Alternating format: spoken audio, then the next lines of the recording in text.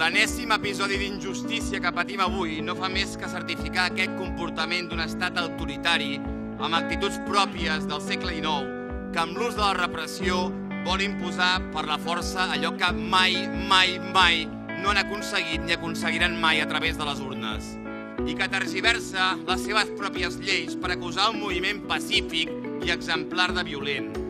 On heu vist la violència d'aquest poble? Com goseu acusar-nos a nosaltres de violents?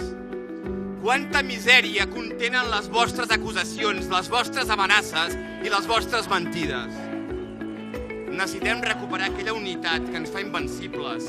Unitat que no vol dir uniformitat, però unitat que implica generositat, compromís, transversalitat i fermesa. Molta fermesa davant d'aquesta ignomínia.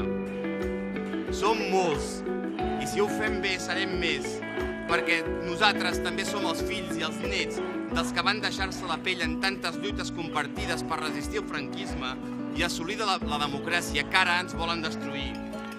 Des d'Òmnium i amb en Jordi Cuixart i amb la resta de presos i els exiliats del cor, seguirem fidels als anhels de llibertat d'aquest poble, d'aquesta voluntat de construir una república que sigui un país just i millor per tothom.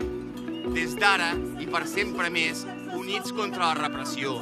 Visca la llibertat i visca la república!